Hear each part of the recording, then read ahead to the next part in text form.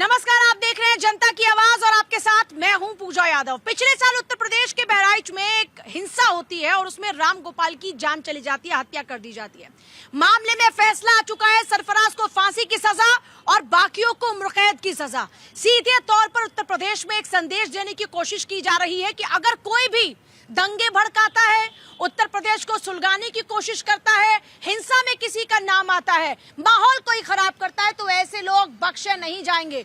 और सबसे बड़ी बात यह कि इस तरह के मामलों में त्वरित कार्रवाई और जल्द फैसला।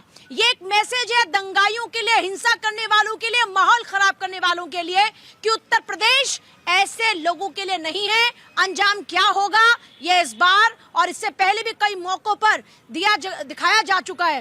अब एक जो मैसेज दिया जा रहा है लोगों तो क्या कितना पहुंच रहा है, लोगों का इस फैसले पर क्या कुछ रिएक्शन है, इसी पर जनता की आवाज आज करेंगे। लेकिन उससे पहले एक रिपोर्ट आप देख लीजिए।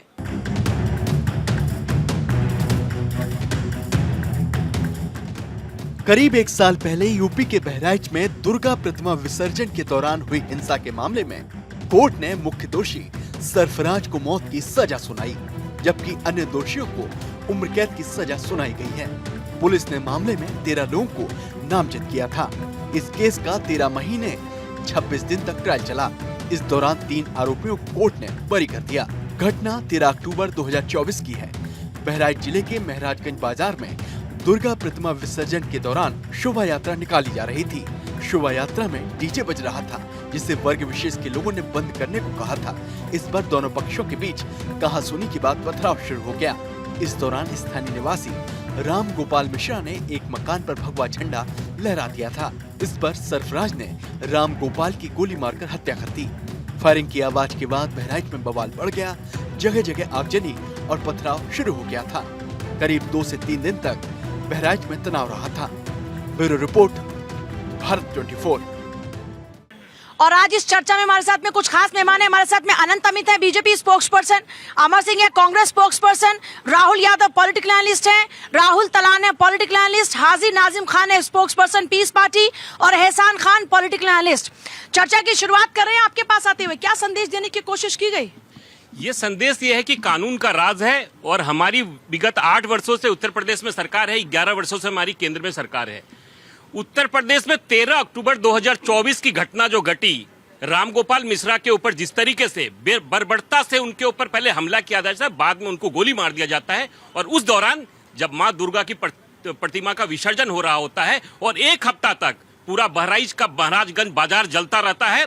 लेकिन तुष्टीकरण की राजनीति करने वाले लोग को आज ये मैसेज गया है कि कौन है तुष्टीकरण की राजनीति करने ये पूरा प्रदेश और देश जान रहा है। जिस तरीके से फिर से रिपीट कीजिए ना उस बात को, कौन है वो लोग? नहीं, स्वाभाविक है, सपा जैसे इंडी गठबंधन के लोग हैं जो कि तुष्टीकरण की राजनीति करते हैं। 85 दिन हुए थे उनकी शादी को और जिस तरीके से उनकी हत्या की गई, गोली मारने के पहले उनके नाखून तक उखाड़ लिए गए। और ये जो 13 लोग जो जिनको 1 की फांसी की सजा हुई है और 9 को जिनको आजीवन कारावास हुआ है, 3 मुक्त भी हुए हैं। और ये प्रदेश ने बताया है कि कानून का राज है। बाबा योगी के राज में अगर इस तरह के अपराध करोगे तो बख्शे नहीं जाओगे। सिर्फ 13 महीने में, पूजा जी, 13 महीने के कार्यकाल में सरकार अपने तरीके से, और उसी दौरान एडीजे अमिताभ यश, उस स्थिति ये होती है महाराजगंज में कि लोग, दोनों समुदाय के लोग आते हैं और घरों को निशाना बनाते हैं और यश साहब को, एडीजे साहब को खुद हाथों में पिस्टल लेके पूरे इलाके में घूमना पड़ता है उस शांति के लिए पूरा।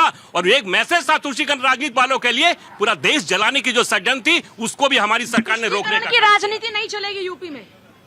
देखिए, मैं तो दोनों तरफ की बताता हूँ। ये न्यायिक फैसला आया है और भारतवर्ष में राम का, कृष्ण का देश है। राम और कृष्ण का भारतवर्ष देश है।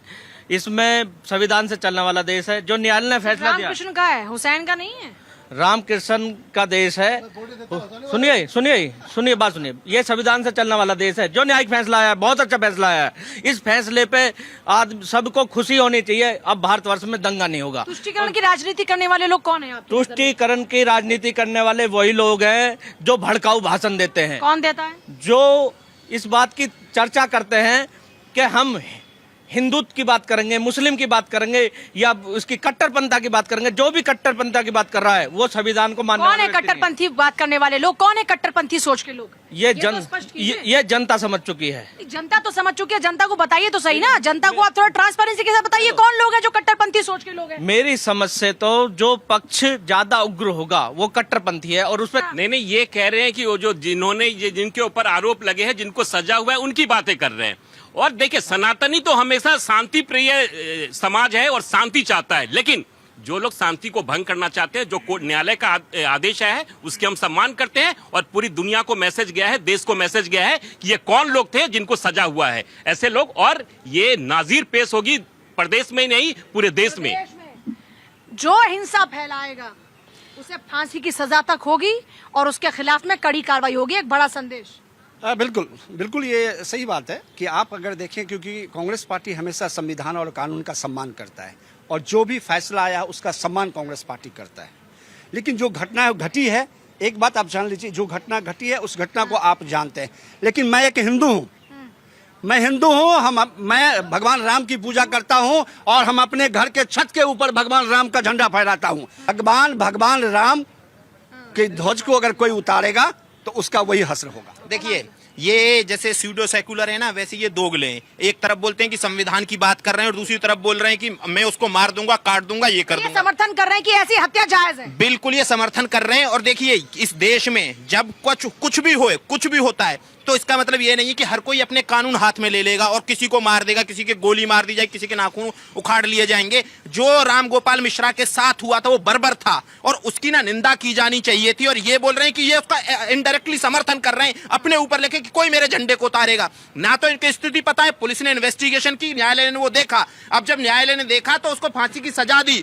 लेकिन इस चीज में मैं एक और बात कहना चाहता हूं कि पुलिस ने जो इन्वेस्टिगेशन की, जितनी तत्परता दिखाई है, वैसे ही सब मामलों में तत्परता दिखाई जाने की जरूरत है कि एक साल में आपका फैसला आ जाता है। और ये जो तत्परता के साथ इन्वेस्टिगेशन हुई है वो सब मामलों में होनी चाहिए। लेकिन इनका जो मत है कि मार देंगे, वो इस देश में एक्सेप्टेड नहीं है। ये जो बोलते हैं कि राम और कृष्ण का देश है, तो राम और कृष्ण के देश में, हिंदुओं में, जो हिंदुओं का देश है, हिंदू ना हिंसा में बिलीव नहीं करते हैं।